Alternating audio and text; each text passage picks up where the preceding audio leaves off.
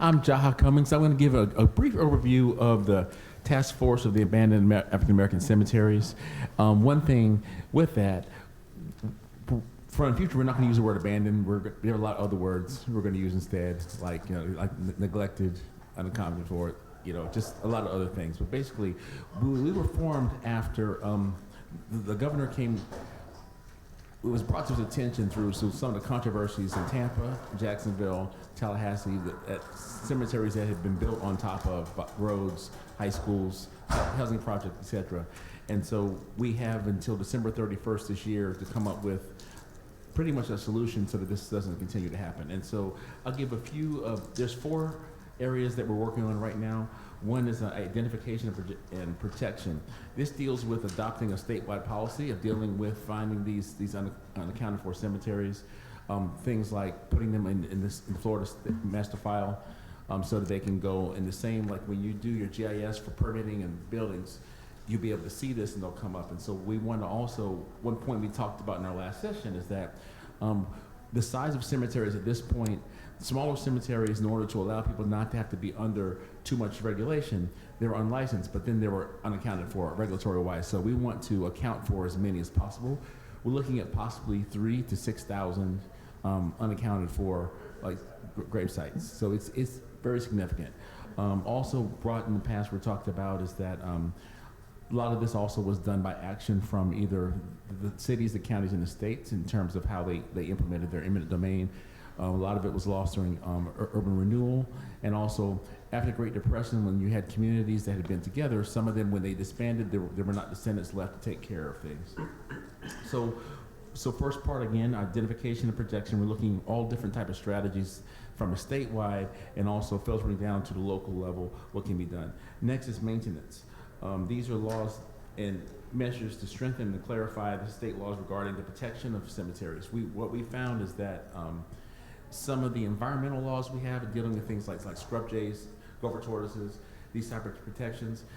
These type of language can be useful in terms of protecting the cemeteries. Also offering some of the protections in terms of not necessarily having to have blood descendants, but interested groups, like in the case where, like, if you found mounds from Calusa Indians, the Miccosukee Nation and Seminole Nation would actually be involved because they would be an interested party that would be considered to be related to them. So we're looking at cases where there are no descendants to be able to empower individuals to be able to advocate on behalf of preserving those graves. Also, we're looking at the use of looking at things like conservation easements in a creative way to be able to also to offer a carrot in the carrot and stick equation in terms of if people do find graves, that they be able to receive either monetary or tax benefit for basically being able to putting them into, so they be preserved in perpetuity. The other side of that is if they're found and people are building on them, we also want to have stiffer penalties in terms of people violating these grave sites. Additionally, we're looking at having a much wider campaign in the same way that people know not to do certain things regarding the environment or certain type of mounds. We want to make it so that our Florida heritage, understanding how important these grave sites are to maintaining our heritage. Lastly, we were talking about how to memorialize these better, like making use of Department of State's, their Office of Historical Resources, to actually have historical markers and things like that. And so from there, we went into our discussion. So what I'm going to do now, we're going to start from the left, and we're going to have each panelist introduce themselves and give their talk. And then after all 3 panelists have shared what they're going to share, then we'll do questions from the audience. So, just a second. My brain is off. So, Ms. Thompson, can you please start? Good afternoon. I'm Sharon Thompson, and I will speak up, yes. I'm Sharon Thompson. I've been involved with cemetery preservation for almost 40 years. I lived in Tallahassee for 25 years, and then I'm now living in North Carolina in the Western Mountains, but I'm still involved here. A lot of the information that was asked for this morning in the question answer period was information about cemetery laws, how to get money, how to get grants, how to fill out the forms to protect the cemetery. And Lonnie's going to deal with a lot of that. He has a lot of information about the forms that are necessary. And I'm going to start at it's kind of the end of the cycle, which is once you've found the cemetery, what are the steps that you need to take in order to protect it? And Lonnie will again talk about the forms that are really necessary and very helpful. So we have several types of cemeteries. I think the task force and most of us, our mindset right now is dealing with lost cemeteries that are associated with plantations and farms that are keeping the remains of enslaved people who weren't necessarily acknowledged as important individuals, that they sort of have been discounted and therefore their cemeteries are lost, and that's true. There's another time period of cemeteries when African Americans at least were allowed to bury in segregated areas. Most of the public cemeteries in the county seats around here, their initial cemetery in Monticello, Tallahassee, Quincy, Madison, they had a public cemetery and it was always segregated, but at least African Americans were allowed to be buried in plain sight so that people could see them. And then later there were, again, still segregated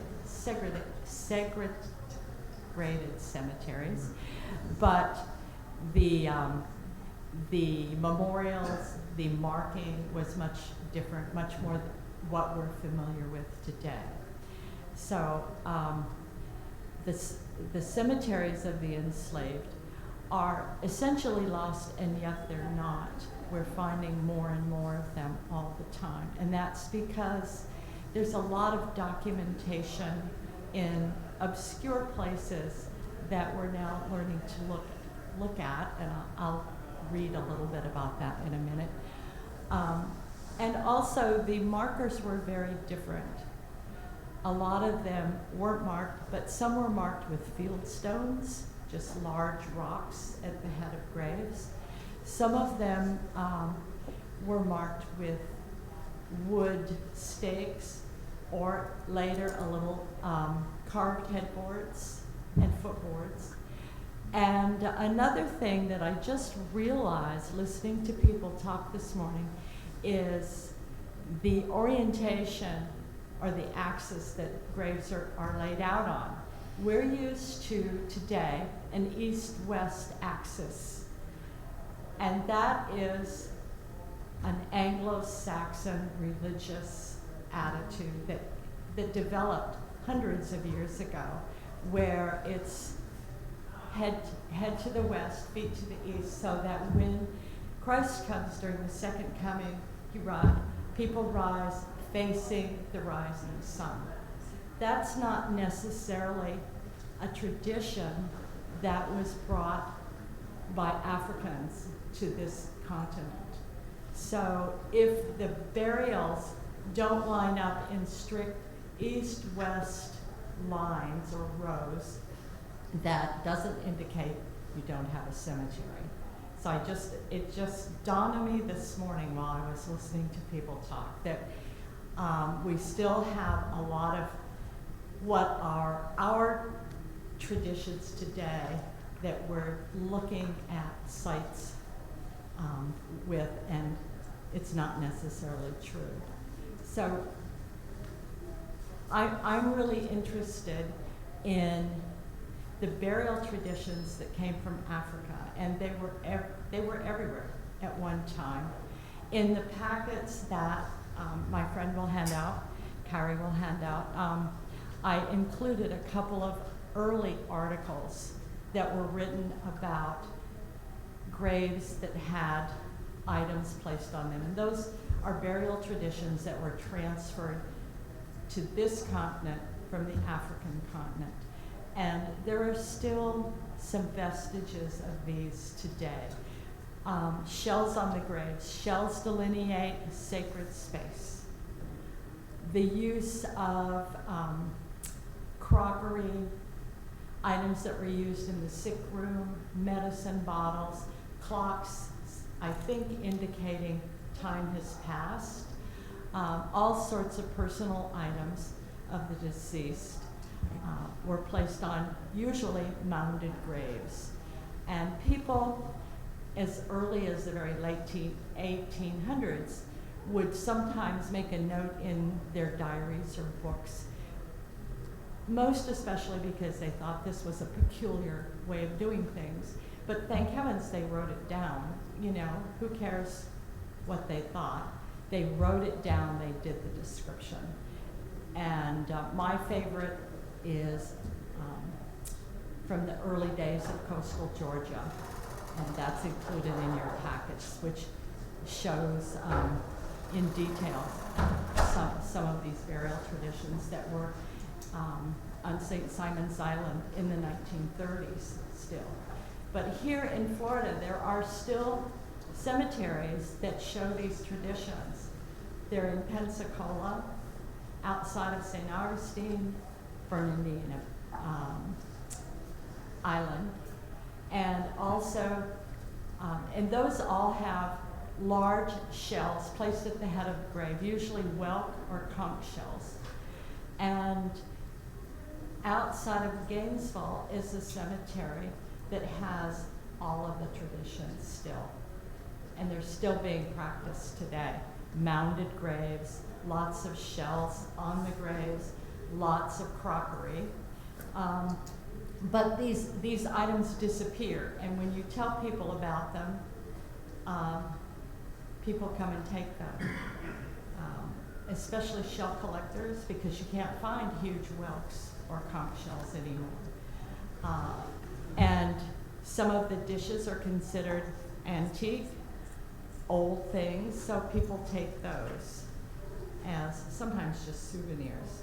You would think they were brought up better, but apparently they have no compunction about stealing from the dead. So if you find those things, record them, take lots of photographs, but be careful who you tell about them, because Altamese Barnes and I have worked together for almost 40 years, and we went one day to look at a little cemetery that was next to a greenway, and there were very large glass canning jars, old canning jars. And we mentioned this aloud to the people who had brought us there, who were county officials. I would say their name, but they're gone, so it doesn't matter. But we remarked at how these beautiful old canning jars were still there, and they'd started turning amethyst, you know, when things are out in the sun for a while, they get that nice purplish sheen to them. And they had been used as vases for water for fresh flowers at the graves at one time. The next week when we went back, they were gone. So it's just a cautionary note that these kinds of things happen. But they're very important as far as documenting your grave site. And it's also a tradition that will connect you to other areas of where these traditions are still being practiced. So my idea of how to protect graveyards, other than filling out the proper forms, is to do a thorough survey of the site, which means taking photographs of everything, drawing maps, and they don't have to be complicated maps. You can use a tape measure and pace off the distances, but mark on a map where the graves are, where the major trees and shrubs are, if there are any plantings that come from a garden that were put there also possibly to mark a grave or to decorate a grave. Note those. And make sure that there are enough copies, enough people have copies, so the information is not lost. Another way to protect them is to do a lot of documentation. Lonnie also has a list of documents that in this area are sort of the go-to resources for information. And online are a wealth of information about how to do genealogy, how to record your cemeteries. So there's no problem with that. But documenting is really important. And then going to people who have information about the site. And sometimes there's nobody until you start asking around. And then you have people with stories. People who say, oh, I remember when I was a little girl, we used to play over in this cemetery. That was a cemetery then. And here's what it looked like. Or my father used to take me driving on Sunday afternoons, and we would pass by this. People have stories to tell about themselves or the site, and memory is interesting because one idea sparks another thought, sparks another memory. So finding people who can tell you the stories is another very good technique for documentation. Now, once you've done these things, as Lonnie just reminded me, if you don't have this kind of documentation, if you don't have a story to tell the people who are in charge of the money, who are in charge of the rules about what can and can't be saved from development, if you don't have the backup to say why this place is historically significant to the community, to the past, then we're not going to get as far as we possibly could. So a good preparation for heading the bureaucracy is really necessary. When you've done that and you're ready to also clean up the cemetery, because a lot of sites will need to be cleaned up. They're overgrown. You know, cows and cattle have run through the area and probably damaged whatever's been there as grave markers. Just be very, very careful about doing it. Again, don't assume something is trash. Don't throw it away until you've really examined it and seen where it is situated in reference to a grave. And then there are techniques to save wood markers. It's really very simple. It's mostly linseed oil and wax mix to just brush on it to keep the weathering just held back, to stop the weathering. And then if there are actual markers, whether they're concrete with the inscription etched in with, say, like a stick or a pencil or something, or marble, which came later, much later, those need to be treated differently. And if they're broken, there's now methods to restore or conserve those markers. So my advice is is Barbara still here? No, but Tristan's here. Oh, hey. Oh, Tristan, I'm sorry. Sorry. Okay. This is Tristan. Yes. He works at the local Florida Public Archaeological Network, and they have wonderful programs for cemetery preservation and cemetery restoration. if you have any questions about how should I fill out this form, what should I do about this marker, how am I going to clean the lichen off of this, call them. They know. And this isn't just for the northwest part of Florida. They have offices all over the state, public archaeology. And wherever you're from, you have a good resource. And I highly recommend them. I highly recommend them. And Lonnie also has some other friends who are devoted to helping preserve and restore cemeteries, which I know he'll tell you about. So those are some of the things that I think are the first steps that should be done in taking care of cemeteries. Now I have a couple of things because I like to read, and I'd like to say that it's easy to overlook really good sources because sometimes they're offensive. Sometimes they're memoirs that were written to cover up or justify behaviors or actions, and truly, your head wants to just fly off your shoulders. But they have valuable information often. And one of these is in a book that was written by a woman here. She grew up on her father's plantation, just 10 miles from Tallahassee. It was called Pine Hill Plantation. It's still there, parts of it.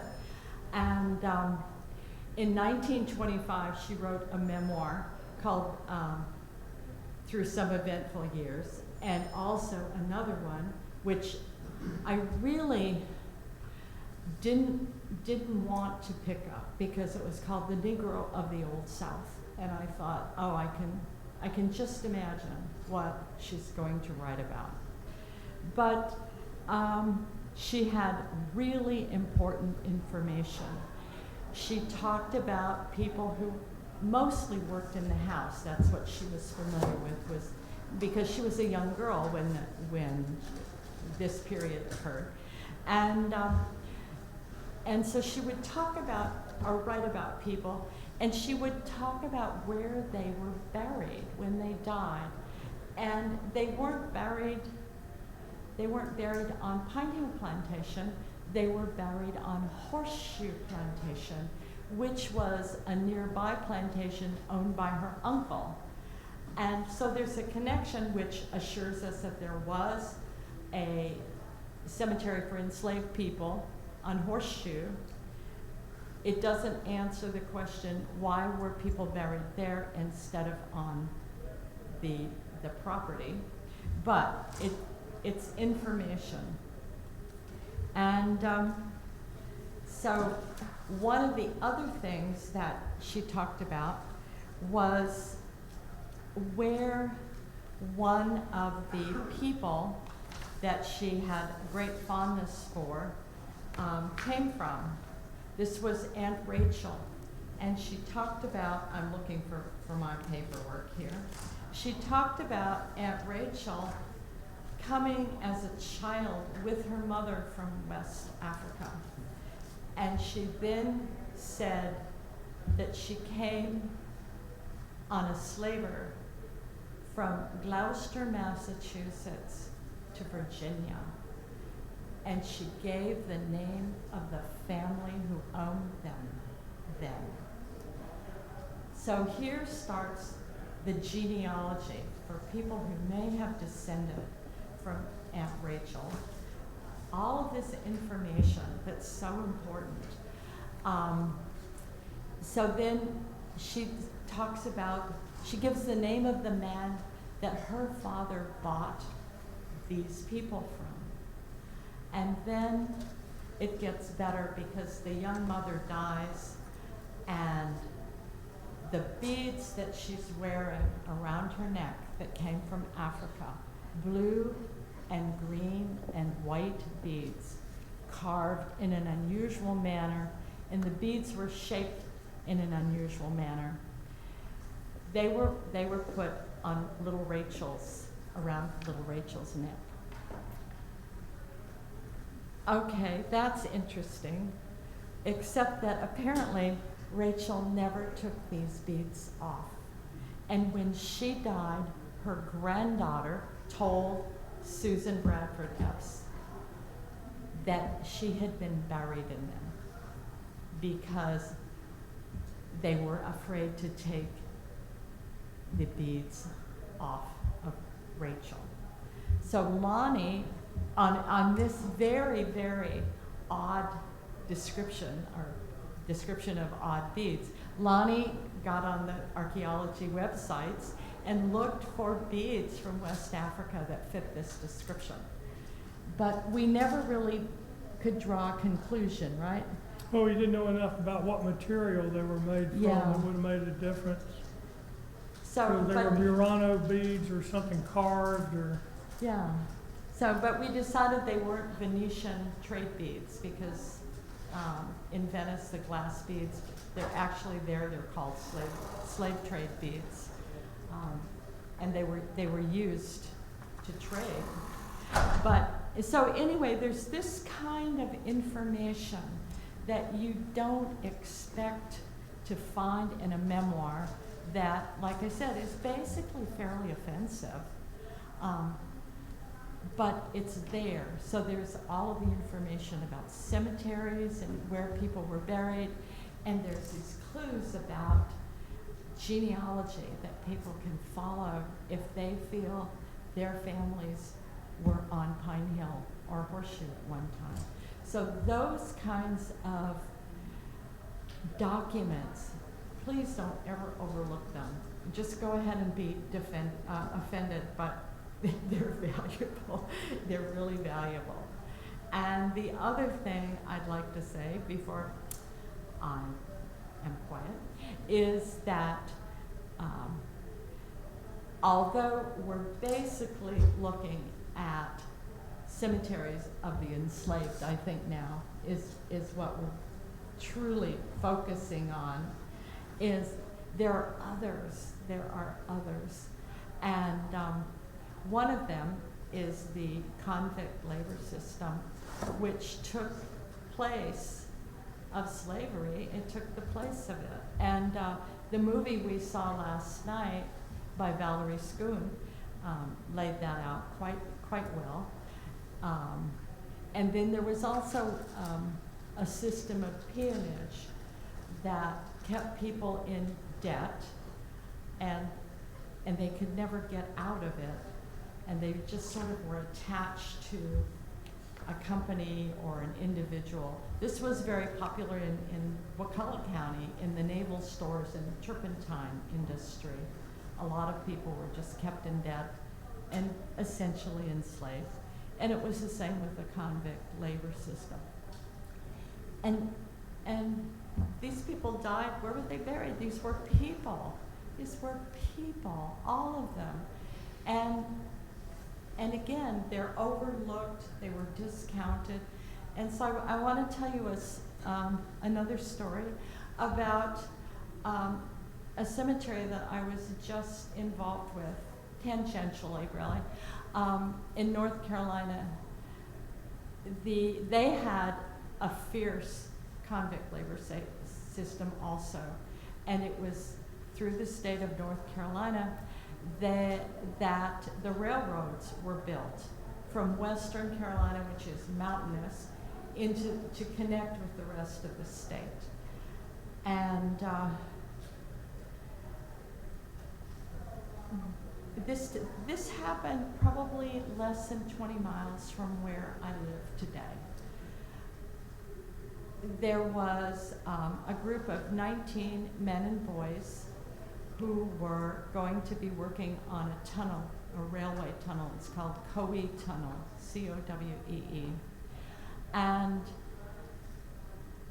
there was sort of a barge-like boat that was going to take them across the river so they could work for the day. And long story short, it was freezing cold. Everyone was on the boat. The boat, for some reason, started to take on water. everybody panicked and the boat capsized. The 19 people were shackled together and they all drowned. And over the course of the next 3 or 4 days, this is right at Christmas, New Year's. Over the course of the next few days, the bodies were rescued from the river and left out on the bank until the weather got better. And someone took them up on a piece of property right where they had all been taken out of the river and buried them. And some, I think, were there were not really mass graves, but not 19 separate graves either. So this story, it was almost like folklore. By the time I moved to where I live 20 years ago, it was folklore, except it's not. It's a true story, and people were aware of this. There were newspaper articles when it happened. There were kind of stories that just spun around. People would say, yeah, that happened. Did you know that happened? Well, there is this wonderful man named Gary Carden who has been writing about the history of this very small area for years. And he decided that this place had to be found, this cemetery. He did a lot of research. He did a lot of talking. Gary's a very folksy person. You'd like him. And he found someone who said, I know where that cemetery is. It's right up the hill. They're going to put a green energy park there. And then that man told him he had a friend who could take him to the cemetery. So Gary came to the NAACP meeting one Saturday, and he told this story. And he said, wouldn't you want to do something? Wouldn't you want to do something? Well, yes. So the first thing was filling out the form to inform the state of North Carolina that there was a cemetery on this property, and the archaeology department at the local university helped do that. And then the cemetery was found and marked, and now they're waiting for the state historic marker to arrive to be put up by the roadside. But at least these men are acknowledged, and I should say, actually, there was a record of who was on the work detail, so the names are there. Their names are not lost. Say their names. It's really remarkable. So these types of things have to be here. They have to be here. And so they're another aspect of researching, not just the people who were enslaved during the antebellum period, but the people who were enslaved the rest of the time up until probably what, the 1950s or 60s. So again, it's remembering all of the ways people were discounted and trying to correct that. And thank you. Thank you. One thing also, one other group that we also neglect is that you go places like where people escaped, and you had the Maroons of Florida. You also had a lot of pioneer people down in Southwest Florida. One thing we're finding, any place where you had African communities that set up of free people who either escaped before Jackson or that time, or they were people who just came even after the war. Like we have area even where like after Civil War communities set up, but Pine Island, you also had communities where people were. And why I mention that is because we, if what we've done, we found sometimes where we've gotten together groups of elders and asked them if they remember where things were, and we're able to place what the past looked like, and we're able to like create stories, and then combining that with church stories, things like that. But basically, like you're saying, we need we able to get a full contextual picture, and we are able to see a lot of what happens. But we able to see a lot. One thing also, what we've done, I mean, talking about the dealing with all your sources, in the Blanchard House Museum, we did something called the Jim Crow Project. And unlike most cases where you have people, let's say, of a different ethnicity asking each other, you have people of the same ethnicity asking each other questions. And so you got a lot more truthful telling of the story because people were just much more honest. And so we were able to find a lot. And so from those stories, just like you were saying, like in those novels you mentioned, you can hear a lot more history that maybe is not popular disclosed, but it can be disclosed. And so if our goal is to find as much as possible, it's kind of like, any means necessary in that regard. We are now going to move on to Councilwoman Jacoby Pittman.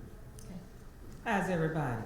Okay, let's wake up. It's after lunch, and I'm gonna try to remember all I said this morning because I was telling them earlier. I wrote all of the speech, what I was gonna say, but you know what? Y'all just want to know the bottom line. How do we get here, right? Yes. So first of all, it is indeed an honor for me to be here, and learning about cemeteries is kind of new to me, and it's only because I have historical cemeteries in my district, which is District 8.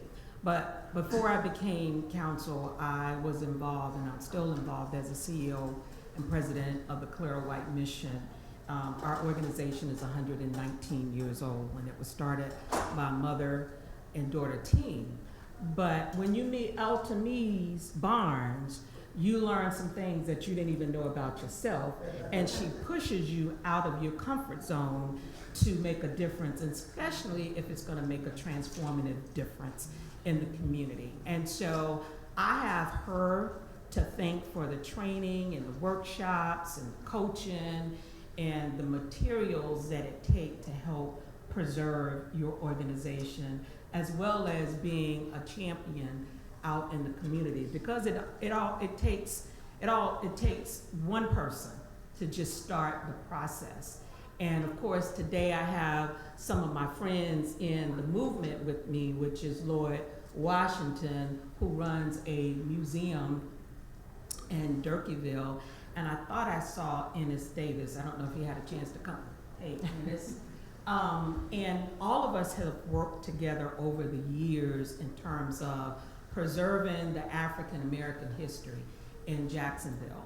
And for me, I've always been a champion, and I've always stood in the gap and probably asked questions or said things that nobody else would say.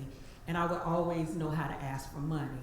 And if you told me no the first time, I'll come back again, and hopefully you will tell me yes the second time. And I wanted to kind of just lay that out for you, because it takes an individual and a group of people working together to preserve the history in your county. And most of us have probably experienced the same thing that we have in Jacksonville, but I will tell you that we have been very proactive in preserving our history in Jacksonville.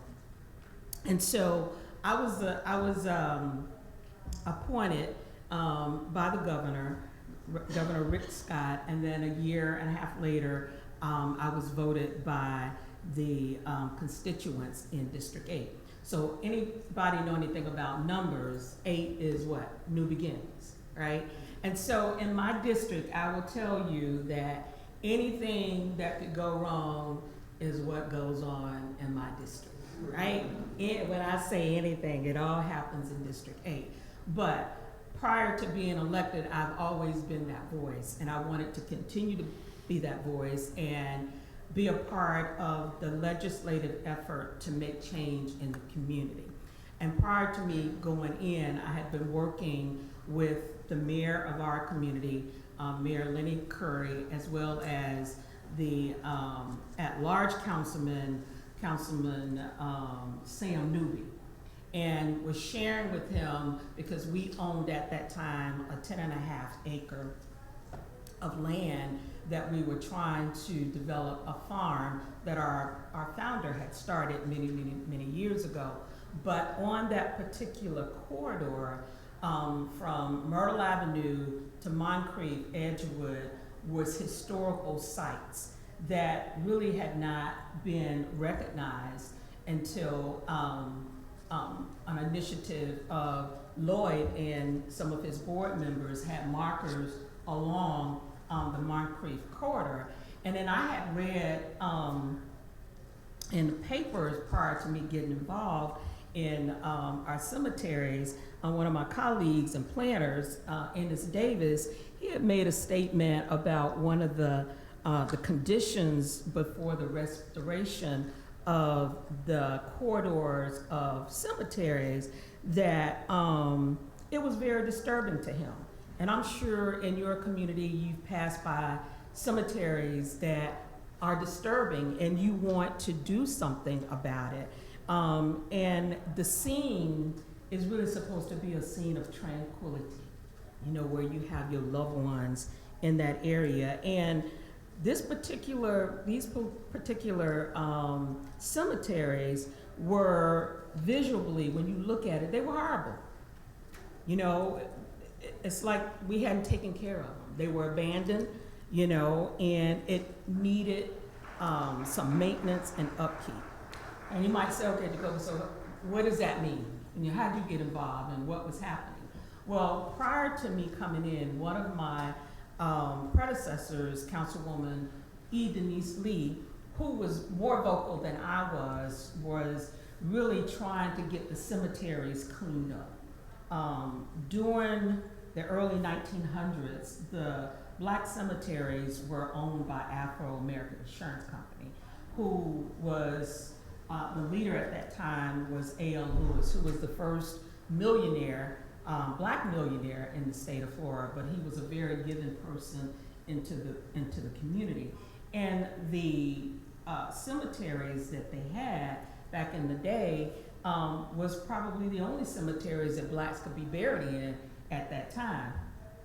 Well, the money that Denise had gotten for the cemeteries, it really wasn't enough to pay for the cemeteries over the years. And I'm sure some of y'all can understand that, because when you run out of money, guess what happens? What happens when you run out of money? It's what? It's in disrepair, right? So over the years, I had been working with Mayor Lenny Curry and Sam Newby to see if we could come up with some money to help with the cemeteries and revitalize the cemeteries. And of course, we were able to, or I should say he was able to allocate $10.8 million to, okay, y'all ain't gonna clap for that. So with that, we're in the process, there's a 5-year multi-plan to go in and revise these cemeteries. And of course, once you spend the money in it, you wanna make sure that you're intentional to make sure that there is a maintenance plan behind all of that. And so right now we're almost 100% of developing Pinehurst. There's actually 6 cemeteries along this corridor. So just imagine in your community, you driving down this area that has these beautiful trees, nice headstones that you can see from the streets, prominent individuals that had been who's buried in those cemeteries over the years and not being able to go visit your loved ones. That's pretty tragic. And I gotta tell you, I was one of those individuals that couldn't go visit my loved ones because I had not been there since I was a little girl, and it wasn't a place that you would want to go because of what it looked like. Well, because we were able to get this money to revise an area that is in the core, pretty much, of the neighborhood, where there's schools, and of course there's another cemetery that's next to it, and it was called Restline. Restline came in and put in new signs and lights and streets, and it's next to tributaries in the river. And guess what? Pinehurst didn't look good. Well, I would say probably my first quarter of being on the council, the mayor Sam Newby and I, guess what we did? We went to the cemetery, and they had given some money to get Public Works to start cleaning out. You know about that, don't you, Ms. Davis? How they went in there, and guess what? I was so proud to put on my hard hat and go in that cemetery and start helping clean the cemetery. It was hands-on, and I tell you, for me, that's an experience that I'll never forget. And because we had some money, that was even better. But on a serious note, cemeteries to me are important. Now, in the last meeting that we had, someone asked the question, you know, did you have any input or engagement from the community? Well, when the mayor announced that $10.8 million were being invested into cemeteries, you know, you could imagine some of the constituents weren't happy with that. But because it was such an eyesore, we had to start somewhere in the community. But not only that, that $10 million also has leveraged other dollars in the community where we can not only get city funding, but we've gotten state funding and federal funding. And that's pretty good. That's pretty good. But I tell you who's been our biggest champion, because before these cemeteries, when Mr. Lewis owned the cemeteries, they were trying to get it on the National Registry, but it was a little bit too late. So, of course, it lay dormant and it looked like, I'm not gonna say the word, but Mr. Ennis Davis and his team have gone through our community and looked for historical places that will qualify for funding. And that's really how you save not only cemeteries, but historical sites in your community. Even my site, even though I had been there a long time, but when you know better, you what? You do better, right? And because he was able to share some information with me and get people involved in the community, because a lot of times you have to ask. Sometimes you can't take the water. You gotta let somebody else take the water, and you be a part and you be that champion to make sure it gets done. And through all of the work that has been done, you know, now we can ride by the cemeteries and be proud of what those dollars are doing in the community. I remember before I was involved, even in office, our founder used to go to one of the older cemeteries where both black and white were buried. And at the cemetery, every year on Veterans Day, she would go and put a flag and wreath on all of the veterans that were buried in that cemetery. Now, I didn't know the significance and importance behind that because I was doing it because it was part of her legacy. But when I saw what that particular cemetery looked like, and I had a chance to go see what the abandoned and forgotten cemetery looked like, it made me appreciate the importance of a sacred place of loved ones. And a lot of times it's out of sight, out of mind, or if it doesn't involve me, I'm not gonna get involved.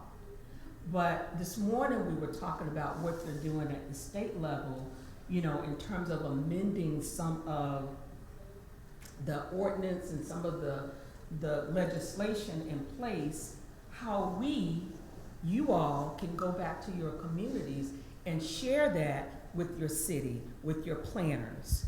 Because again, if I had not known how to navigate and get involved and get people that I know that can speak the language better than I can to get things done. So when I leave as being a city councilwoman, I want to make sure that I'm intentional and there's a plan, not we run out of money and we fix it up for the next 3 or 4 years, but you got to have maintenance.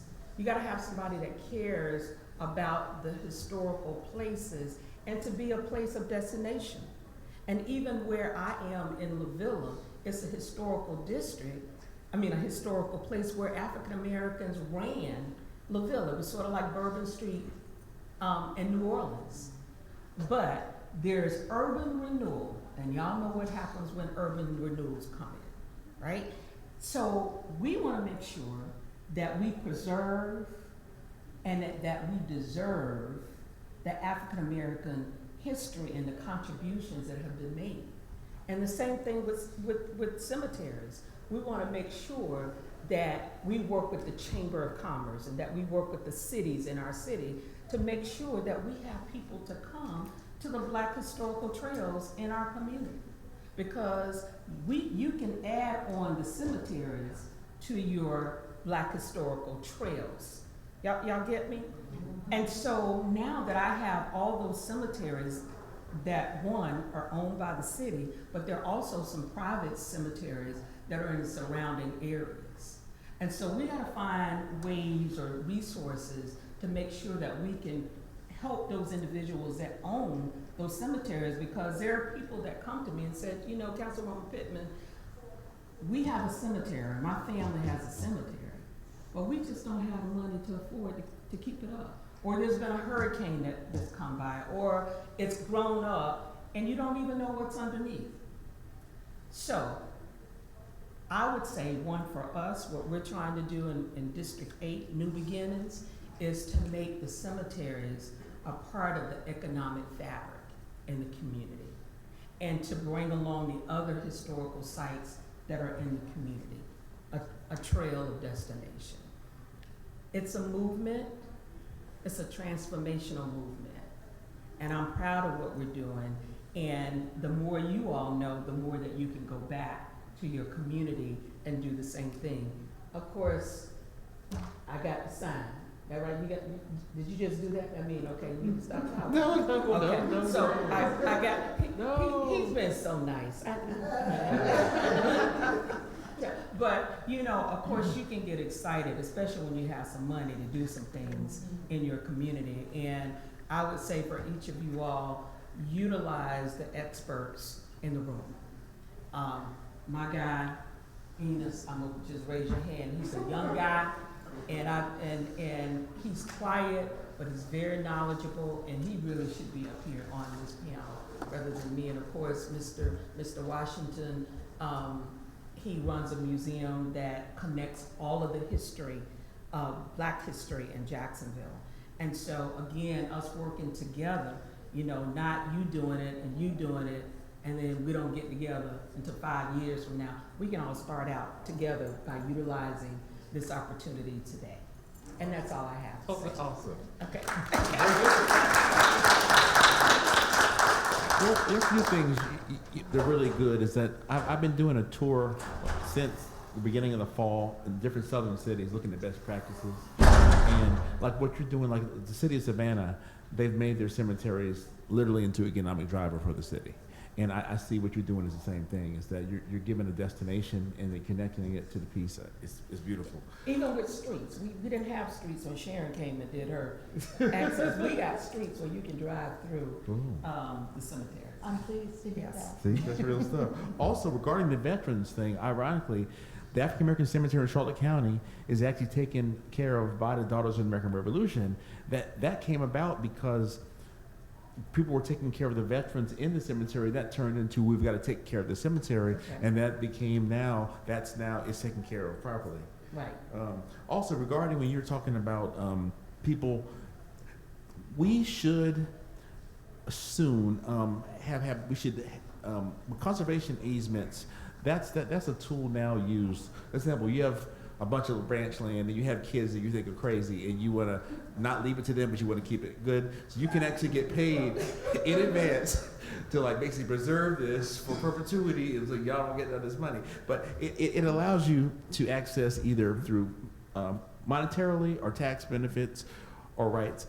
We're looking and see if we can apply this to cemeteries. In this way, there's an actual trust that can actually pay people to preserve the cemeteries. And that's something we're working on right this moment as part of this process with the task force. And lastly, I was going to share, yes, we got to give Jacksonville the props again for Cosmo and y'all being the seed of the Harlem Renaissance. We have to. And now we have Mr. Lonnie Man. Well, Good afternoon. I know what it is to be a lecturer after lunch. And I know how painful it is for everybody.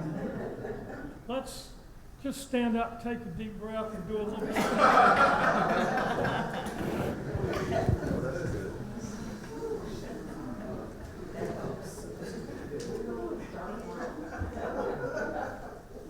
Okay, back to work.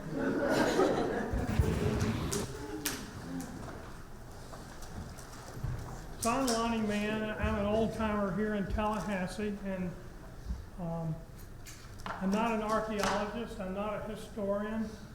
I never played one on television.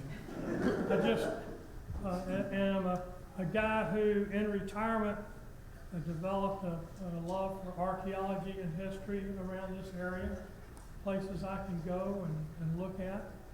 And so maybe about a year and a half ago, I was at a lecture down at the public library and ran into a lady named Gloria Jefferson Anderson. And she has researched both of her lineages down to over 500 people. Her lineage comes from families called Cruels and the Jeffersons. And most of them lived out on the east side of Tallahassee in what we found out later to be a community called New Hope, which is in between Miccosukee Road and Centerville Road, for those of you who are local. Now, Ms. Anderson knew her ancestors were interred somewhere around Testarena Primitive Baptist Church, which is out on Miccosukee Greenway. It's a trail outside of town. And I had been monitoring the progress of a planned major highway in that area called Willani Boulevard, which is funded by a local taxing district called Blueprint. And it's an area that's going to be opened up for extensive development. So my concern was, well, is the road going to run into a cemetery? Because we knew it was back there somewhere. So we did some looking around and found a few depressions along the little narrow greenway, ground depressions, and they were really inconclusive though, because although Sharon points out things are not always an east-west orientation, they were pretty random. And so we couldn't say that definitively that there were some burials there. And so I had a friend, Susie Goodhope, that has cadaver dogs named Fletch and Shiraz. And so Susie brought the cadaver dogs out to the greenway, and sure enough, they sniffed around and said, yeah, we think that there are some people buried here. And on top of that, they made best of friends with Mrs. Anderson. And at any rate, so based on the strength of oral arguments that the cemetery was there and the area that we were able to patrol with the cadaver dogs, we filed a report with the Florida Master Site Filer, registering, and this with the Department of Historical Resources. And this is like the basic job in terms of documenting a cemetery. First thing you got to do is get it in the site file. And so the early findings that we had caused us to communicate with Blueprint, and we got an early commitment that they would do everything necessary to ensure that the road did not encroach on the cemetery.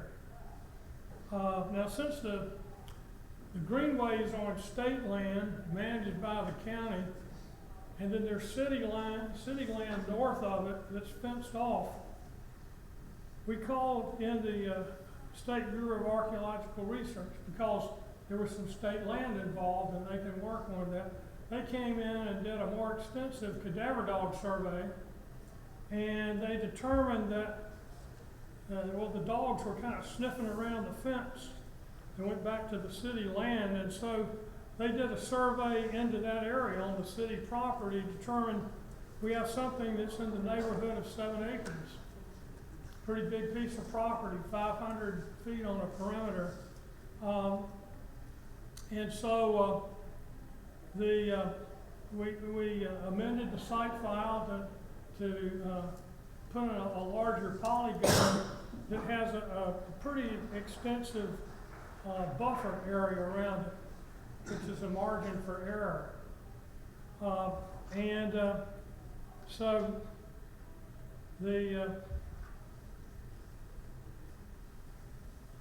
we had other things that we had looked at out there is something called LiDAR images, which is an image where a plane flies over and it sends down these laser beams that can see underneath tree covers, and it can do a topographic map. And there was a large dome of land back in the northwest corner of that property that was suspicious, again, inconclusive. We looked at historical aerial photos going back to 1937. Again, there was an area back in that northwest corner that looked really interesting, but it was not conclusive. You could, oh yeah, there's definitely a cemetery there.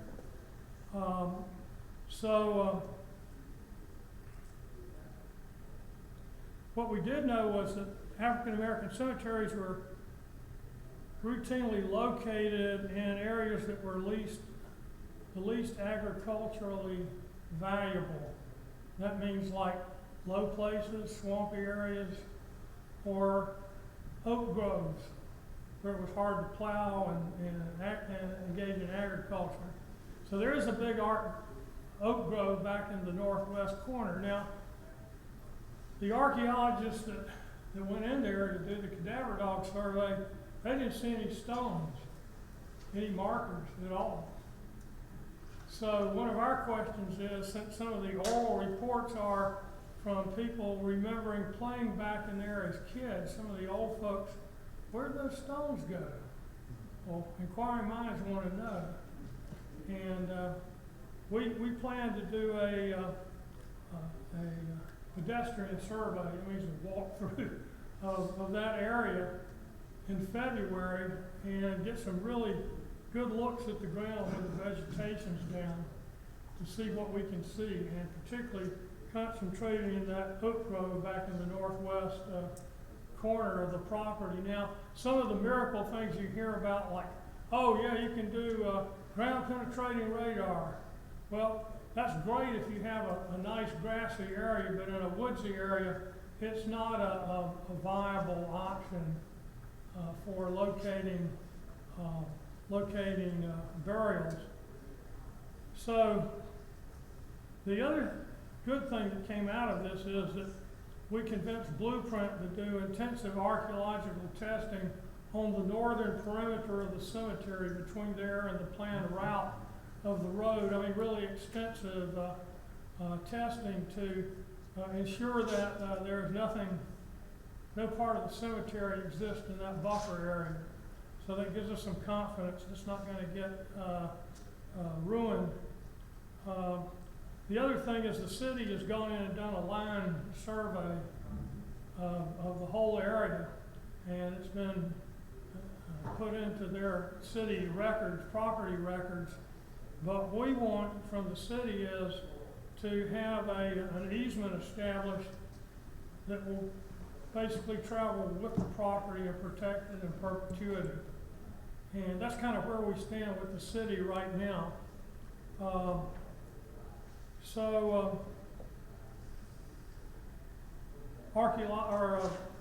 Archival research was personally humbling.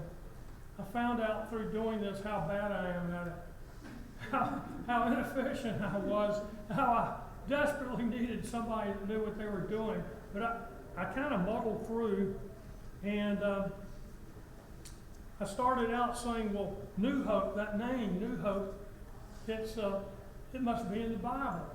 Well, no, it's not in the Bible. it's an oral tradition. It reflects the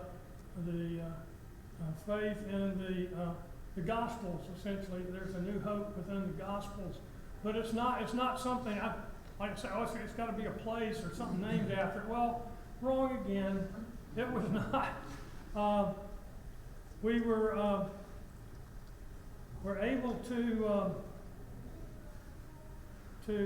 determine that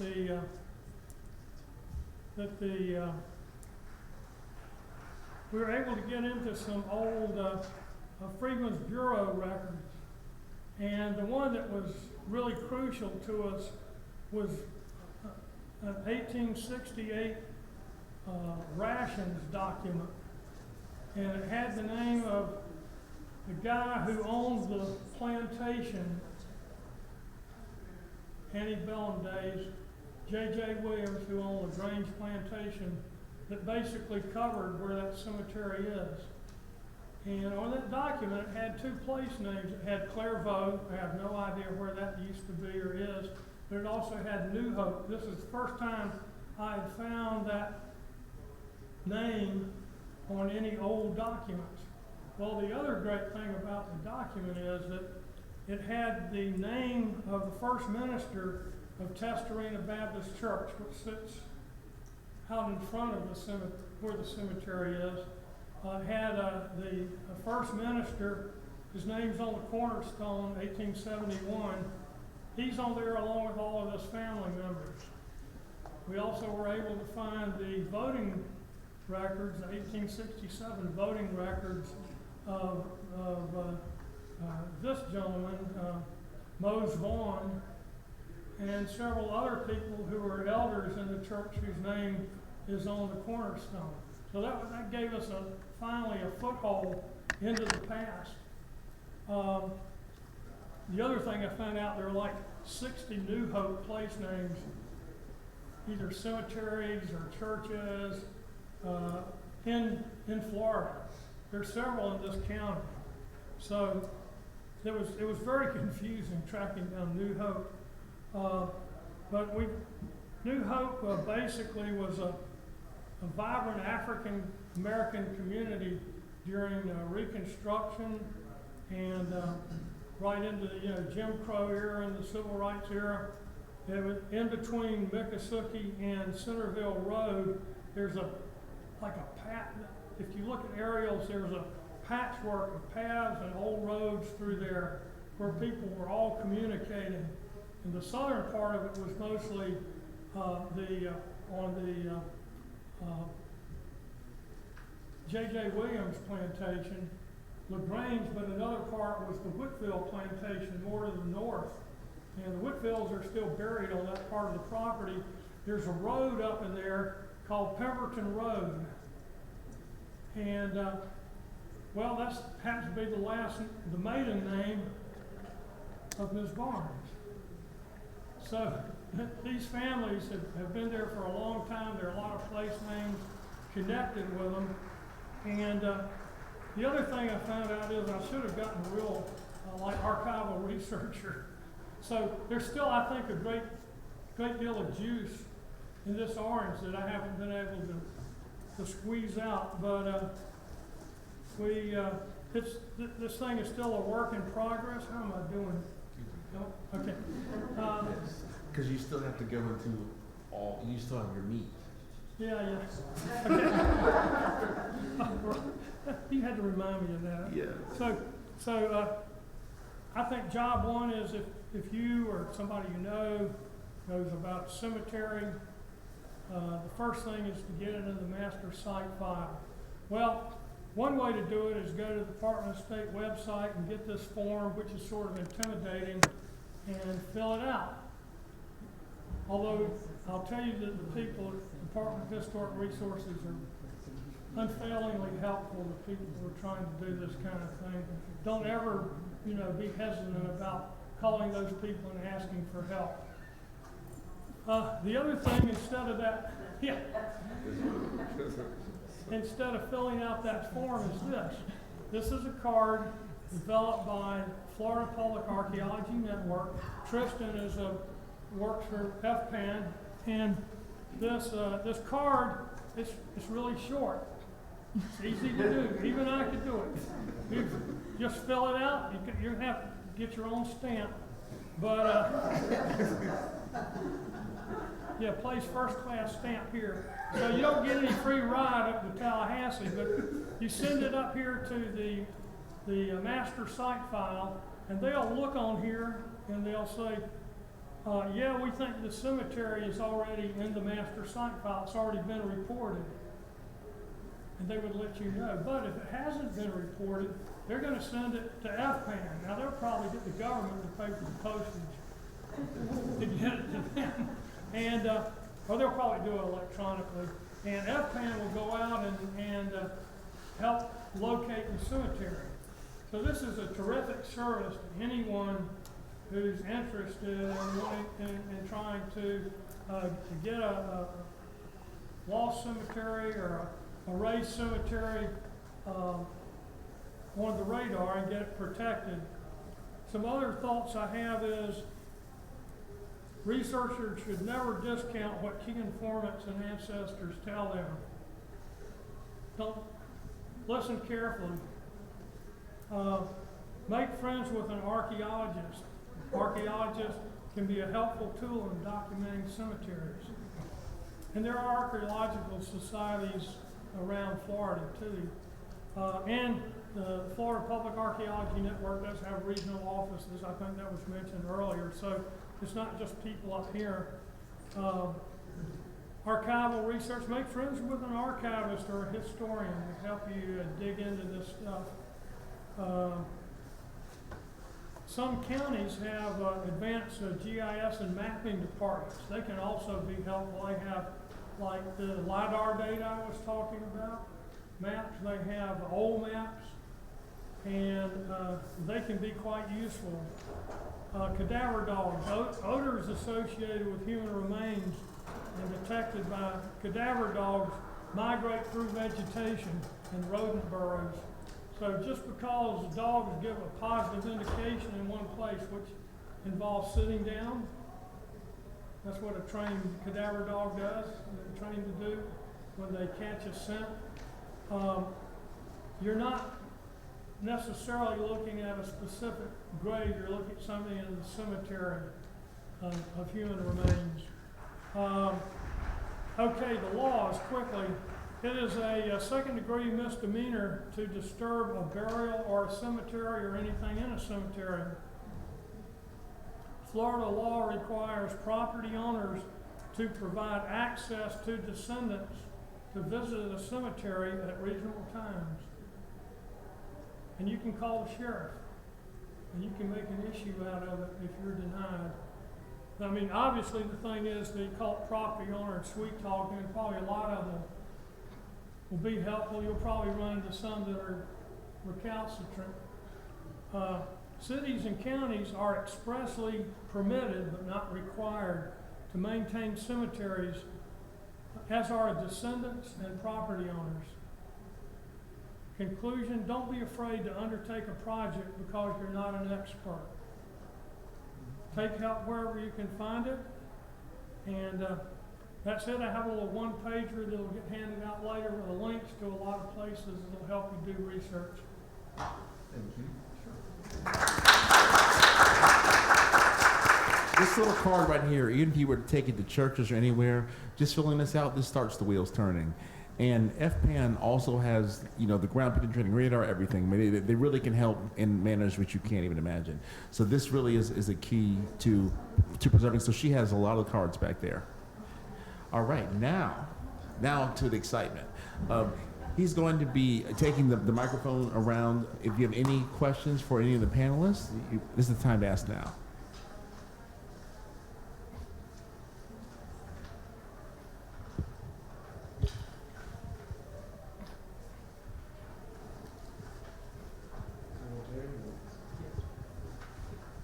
Yeah, I have a question. And it may be on the handout, so I may be premature in asking, but is the master site plan, can I access it via the internet?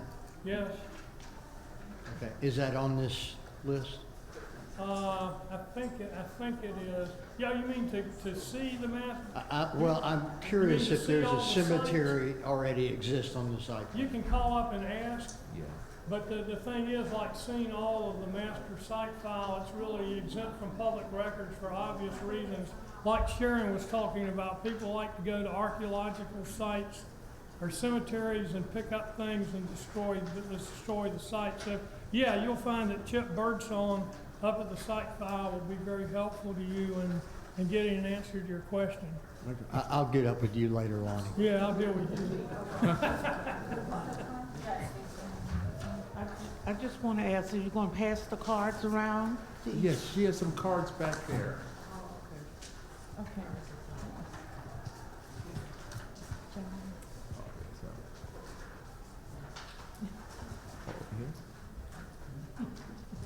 Okay. I just want to say that if you speak to Chip Birdsong nicely, he will print out for you every cemetery that's on site file and what county it's in, but no directions, no nothing, just the name of the cemetery. I told you, it's on the site file. It is. Oh, it is. Yeah. Hi, my name is Cecile Schoon with the League of Women Voters. And two questions is the sites and the cemeteries only for enslaved, or what, can it be persons of note or persons? These are basically cemeteries which had fallen out of, basically undocumented cemeteries. That's what the task force is, to find undocumented cemeteries. That's the best way to say it. Okay, and what was the law that was just passed? Was it for enslaved in particular? No, this was for African American cemeteries. In general, because there was basically found that there was a big incident in Tampa where King High School was built on top of a cemetery, and Robles Park Housing Project was built on top of a cemetery, and that was probably the two big highlight cases that pushed it to the forefront. Okay. And how is this connected, or is it connected in places where people were lynched? Like what Brian Stevenson has been working on with his museum, the Lynching Museum in Montgomery. Is that connected? Not in that way. This is more just to document where The bodies are. Yes, where the bodies are. Yes. So if it was a violent death, like a lynching, and there was a body there, that would still be under that? Oh yeah, it'll still be under there. But the story, I mean, that's partly why we want to get as much of the story surrounding these as possible as well. And that's a lot of people documenting it, because if we put in with the master site file, that comes with as much background information as possible. Okay. And the voting, how helpful was getting the voting records? Because not that many people, African Americans, were voting, or were they? Yeah, Southwest Florida, we were from the beginning. The 1868 election, they were voting, and you could find a lot of people in Leon County in those records. The other interesting thing, like your old WPA records for some of the churches, they give you insight in some of the cemeteries. That's all on this little one-page handout that you can get. Thank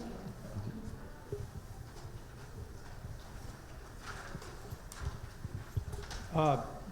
These cadaver dogs, do you use any kind of double-blind testing to make sure? What they do is they bring in one set of dogs, and then they run another set of dogs in the same area and look for concordance. Look for what? Agreement. Agreement, okay. I thought you meant they came in at different angles than they had. You grid it, okay. Another thing, is this just big business now for people to raise dogs that are cadaver dogs and they're rented out or No, farmed actually, out? it's mostly like people who are devoted to using those dogs for good purposes. It's not like a big conglomerate or anything. Like Susie Goodhope lives over in Havana. She just comes in and does it for free because she loves to help people. So is there, when you go to a government entity and you say that our dogs did that, do they Is there a qualification of these dogs that give any kind of objectivity to the study? Well, the dogs have been put through quite a bit of training, I mean, from an early age. And basically the trainer learns that they can replicate what they did. So if the Park Service uses cadaver dogs, then that's good enough for me. You mean a particular grouping of dogs? You mean like a particular breed of dogs? Not a particular breed, but where they were trained. Oh, well, I mean, usually the owners train the dogs, but they, these guys know what they're doing. I'm very comfortable. Tristan, you had a comment. Yeah, I can add a little bit to the, just to add a little bit to kind of talk about where the training comes from. Susie Goodhope, at least I know, also works with the FBI, which for locating at missing persons and things too. So there is quite a lot of training and a credibility with at least some of the, I don't know of everybody, but in her case at least, there's a lot going on there. Yeah. Oh, but there's one more thing I want to add to the voters. Not to get off that subject, but there is a very good use in this regard. Like, for example, a place like Boca Grande, which had, let's say, a black community, that like a black town, you had voting people in that town. Now it doesn't exist anymore. Maybe through the voting records you can find that there would have people been living there, or you have several towns that when you got to the Great Depression and these towns became defunct, you'll find that where people voted before, you might have had people buried there and they just run out of existence because their families are elsewhere. That's probably a good use for voting records.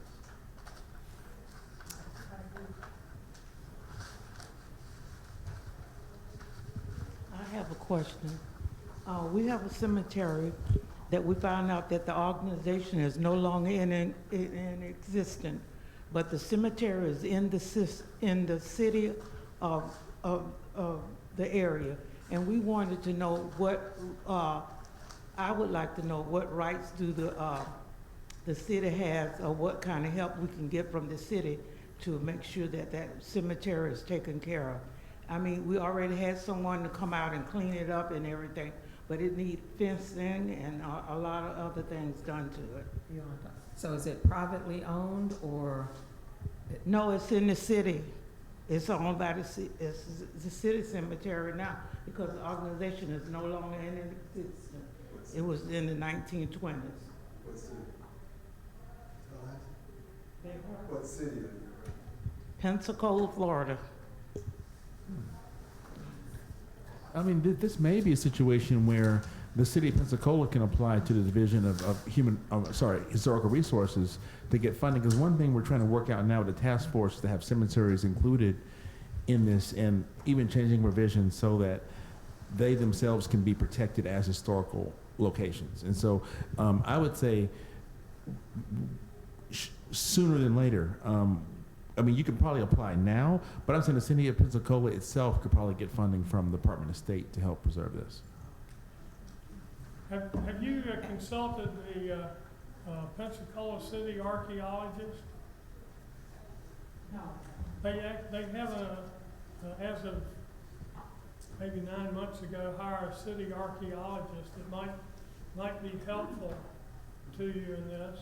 And I mean, what John says is also true. I think you could apply for a small grant now, and since if you apply through the city, you can get by without any match because you're a certified local government over there.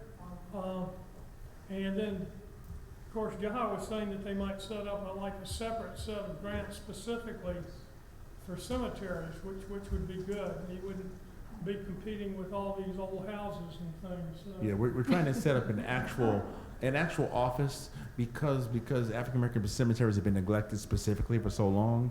We want to have a very specific office for that. So that's what one of the recommendations we hope to come out. So, like Ms. Barnes said in the last session, when we come up with all the recommendations, we're going to need your support of getting these made into law in this next session, because they're going to be given to both houses and to the governor for January 1st. I think, isn't it Representative Driscoll that's Yes. going to file the amendment, Yes. which probably by And Senator Cruz. December, and Senator Cruz. Yes. So the thing is, I mean, you can go on the internet, you can look on how to write those people or call them up. Yes. You know, find out, basically find out who your representative is and write them a short note. We want you to support Senator Driscoll's bill because, and let them know that you're a voter and that you're in an organization of voters. We have 85,000 people waiting right now to come and testify.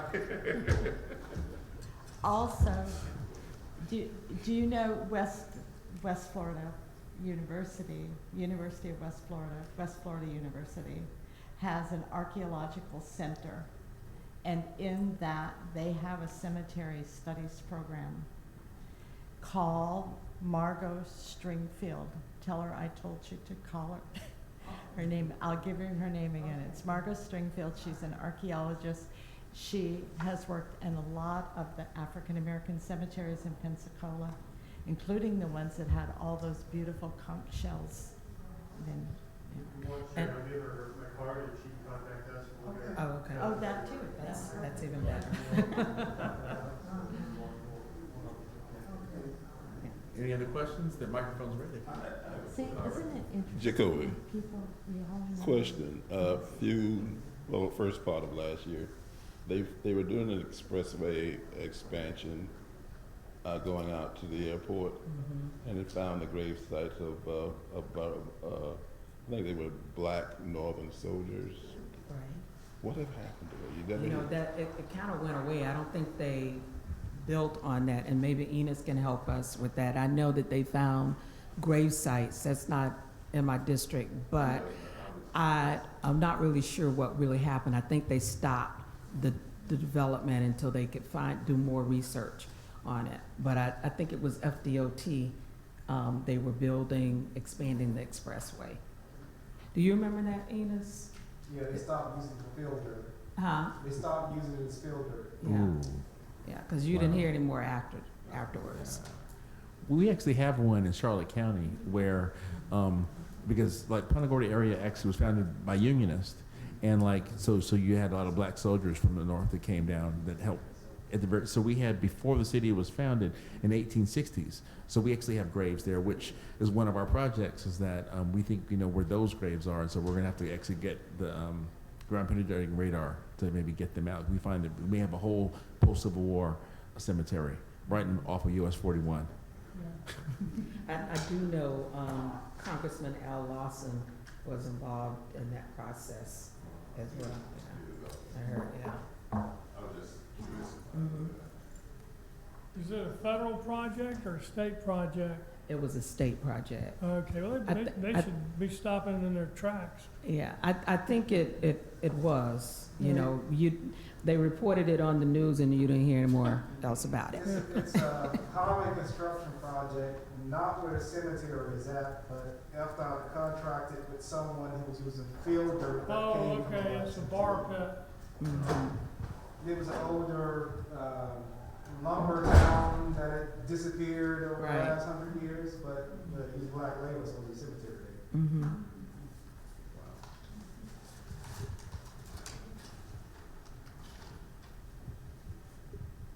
Can you give us an update on what's going on with the Dozier School? I know that there was a lot of looking for the bodies, and then there was money that was going to be used, and then there was maybe a documentary that was done. I just haven't heard more in the press.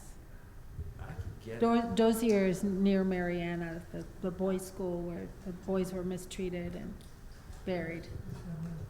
Yes, family's actually from Mariana historically. I could probably get you a real up-to-date answer next Thursday. We're having our next cemetery meeting on Thursday. I could follow up with you, Bat, on what the latest update is.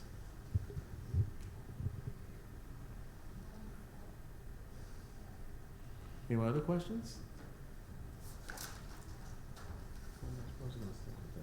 Does anyone else, out of the panelists, do you have anything else you want to share with the group? I had one thing I wanted to share. My wife told me not to include this, and my wife there, she said, don't include that in your talk. But what I want to include is that you're sitting in an incredibly historic place right here in this hotel. This was the epicenter of Anhaika, which was the village of the Appalachian Indians that lived in this area. When Hernando de Soto came through and battled with them in 1539-40, the De Soto site was right up the road here, about half a mile that away. The other thing here is you go out, you'll see the old waterworks back here behind the building. Well, when the first settlers came to Tallahassee in 1824, there was a guy named John McIver, his wife, 3 kids, and an unnamed mulatto man.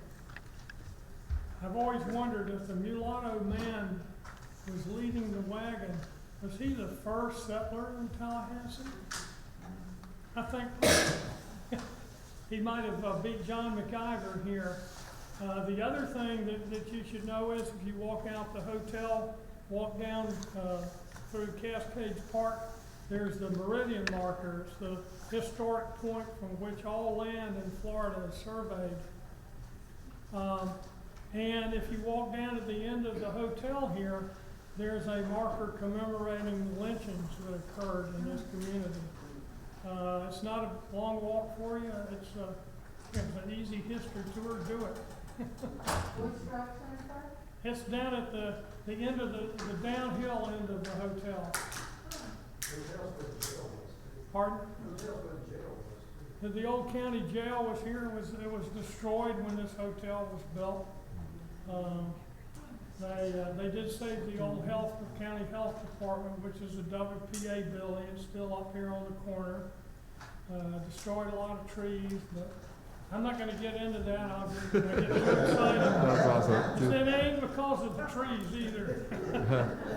What I'll do, I'm going to leave you all with some things, and then we'll have everyone share. One thing we talked about today was the importance of preserving sacred spaces.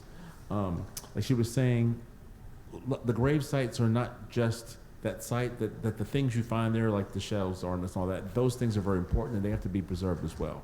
And so this is why we're saying that we need to have measures in place that, I guess, before we inform the world that these are everywhere, that we have ways to protect them so people don't actually steal from the sites. Next, we talked about the role of local, state, and federal government in preserving cemeteries, whether that's funding or through some sort of punitive measures where people violate these things.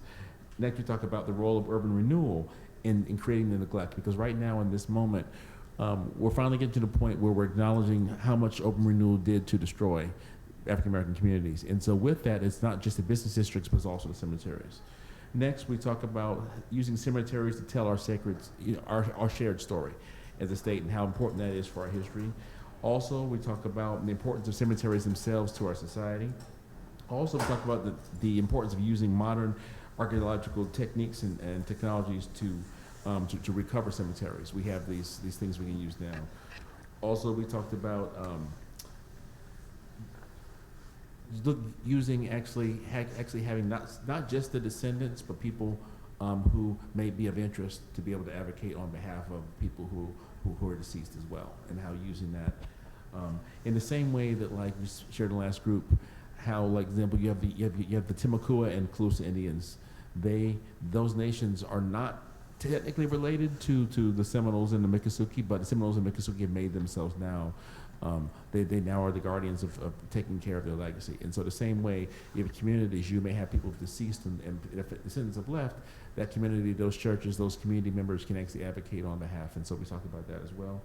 Also, the importance of translating oral histories into physical places, how we want to catch these stories while we can and actually try to find out where these places are. And then lastly, something we're going to try to work out with this task force is taking the prohibition of landscaping out of the funding when it comes to grants for some of the historic preservation grants. Right now, landscaping, because generally we're thinking about historic homes, landscaping is not included. But in case of cemeteries, to be able to get to the point of even being able to do your ground penetrating radar, you've got to be able to clean these graves and things. So we're looking at things to make it so, at least for dealing with cemeteries, changing some of these rules, because those particular rules make it hard to be able to take care of cemeteries. And lastly, any properties that could possibly be eligible for national registry. They don't have to become registered, but if they're just noted by the state as eligible for applying, that then starts the ball rolling, so pretty much protects it from all the craziness. And so with that, I'll let everyone share some last thoughts with the group. I'll start with you. My last thought is these are important places. They represent living human beings who were discounted or forgotten, and we need to have good ways of acknowledging them and their memory and the contextual history that held them where they were. And more stories, tell more stories, collect more stories. The best story, I have a story. I was in Savannah. I worked in the Savannah Colonial Park Cemetery, and one day someone came and said they had an African American cemetery. It's a large site with even above ground tombs, and it's old. And could my friend and I, she's a stone conservator, could we come look at it? Well, of course we could. But what happened was the gentleman who met us there talked to us for a while, and he gave us hands full of dried rosemary. And he said, put this in your shoes. And we said, why? And he said, well, just put it in your shoes and it'll be okay. Well, we did. And we got to talking about it later. We didn't press him for a better answer or a more reasonable explanation. We just put the rosemary in our shoes and dumped it out when we got back to the hotel. And I was thinking about this. I grow a lot of herbs, and I always read that rosemary was for remembrance. You know, rosemary was for remembrance. But then I picked up an old herbal. Rosemary is to ward off evil. And that has stuck with me for 25 years. Just knowing that these beliefs, these traditions are still alive, and we need to honor them all. Well, I'll say enough is enough. It's time for us together to make sure that we restore the pride and dignity of the cemeteries that they deserve. And it's a movement of a legacy of restoration and transformation in all of our prospective areas. Well, my parting thought is that it's important to remind people that cemeteries are not just appropriations or archaeological sites, they're sacred places. And it reminds me of I guess it's what's a matter of human decency, if nothing else, to preserve, even if you're not religious. It reminds me of going into some catacombs over in Italy, and there was a sign over the door said, I was once what you are, you will be what I am now. It's a matter of humanity. It applies to all of us. That's awesome. Thank you. I will let y'all know for their sessions, special sessions from 6 to 8 p.m. Session 2, the location's changed. It's going to be in Parkview where the food is. What is session 2? From 6 to 8? What is it? Oh, that's the Florida Marine Societies, the Gullah Geechee and Underground Railroad. That's going to be in Parkview. And session 1 is going to be here, Legacy Communities and Air Property Rights. So that's 6 to 8. So again, session 2 is going to be in Parkview.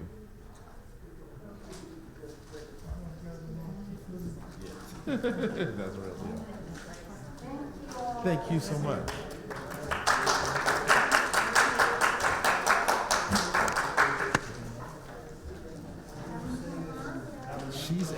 she's gonna do this session. The session 2, 6 to 8.